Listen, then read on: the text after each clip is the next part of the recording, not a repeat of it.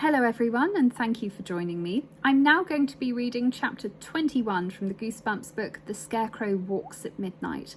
Unlike a lot of the stories I read, which are short standalone tales, this is one complete book, so I really do recommend that you listen to the chapters in order.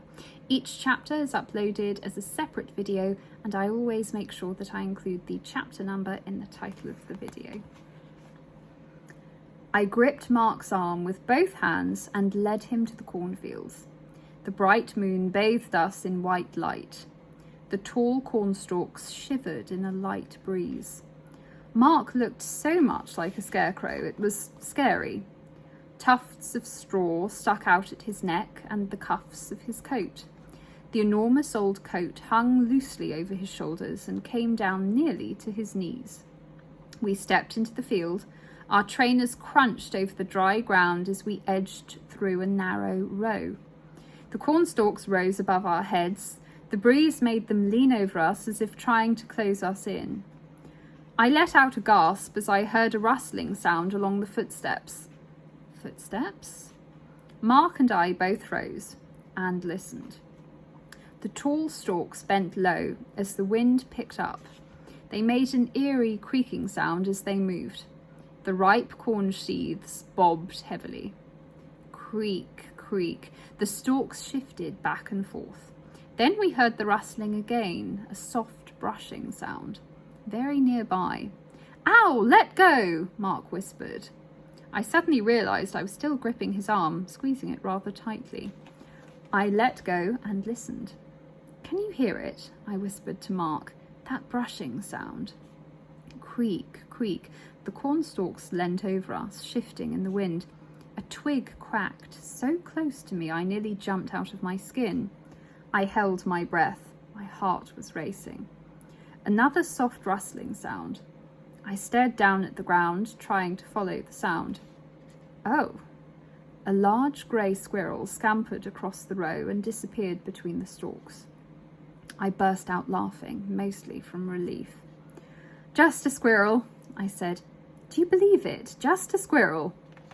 Mark let out a long, relieved sigh from under the sack. "Jodie, can we get going?" he demanded impatiently. "This thing itches like crazy." He raised both hands and tried to scratch his face through the sack, but I quickly tugged his arms down. "Mark, stop, you'll mess up the straw." "But my face feels like 100 bugs are crawling all over it," he wailed. "And I can't see. You didn't cut the eye holes big enough." "Just follow me," I muttered, "and stop complaining. You want to scare Sticks, don't you?" Mark didn't reply, but he had let me lead him deeper into the cornfield. Suddenly a black shadow fell over our path. I let out a sharp gasp before I realised it was the long shadow of a scarecrow. "How do you do?" I said, reaching out and shaking its straw hand. "May I borrow your hat?" I reached up and pulled the brown floppy hat off the sack head. Then I lowered it over Mark's sack head and pulled it down tightly. "Hey!" Mark protested. "I don't want it to fall off," I told him. "I'm never going to stop itching," Mark whined. "Can you scratch my back? Please, my whole back is itching." I gave the back of the coat a few hard rubs. "Turn around," I instructed him. I gave him a final inspection.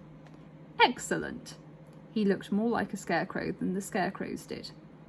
"Stand right here," I told him, moving him into a small clearing between two rows of cornstalks. "Good. Now when you hear me bringing Sticks over, put your arms straight out and don't move a muscle." I know, Mark grumbled. "Think I don't know how to be a scarecrow? Just hurry, okay?" "Okay," I told him. I turned and made my way quickly along the shifting rows of cornstalks. Dry straw and leaves crackled beneath my trainers.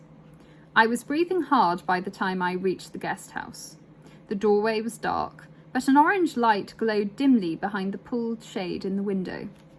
I hesitated at the doorway and listened. Silence inside. How was I going to get Sticks to come out alone without his father? I didn't want to frighten Stanley. He was a really nice man who would never think of playing mean jokes on Mark and me. and I knew how scared and upset he could get. I only wanted to frighten Sticks, to teach him a lesson, to teach him he had no business getting on our case just because Mark and I are city kids. The wind fluttered through my hair. I could hear the cornstalks creaking behind me in the fields. I shivered. Taking a deep breath, I raised my fist to knock on the door. But a sound behind me made me spin around. "Hey!" I choked out. Someone was moving across the grass, half running, half stumbling. My eyes were all watery and it was quite hard to see. Was it Mark?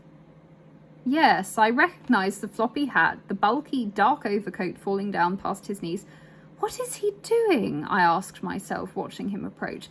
Why is he following me? He's going to ruin the whole joke. As he came closer, he raised a straw hand as if pointing at me. "Mark, what's wrong?" I called in a loud whisper. He continued to gesture with his straw hands as he ran. "Mark, get back in the field," I whispered. "You're not supposed to follow me. You're going to ruin everything. Mark, what are you doing here?"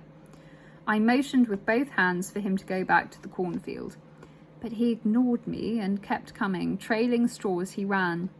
"Mark, please, go back, I pleaded. But he stepped up in front of me and grabbed my shoulders. And as I stared into the cold, painted black eyes, I realised, to my horror, that it wasn't Mark.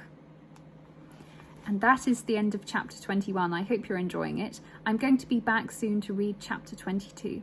If in the meantime you'd like to listen to any other stories, including some from the Goosebumps series, then please do have a look at the channel and see if there's something there that interests you.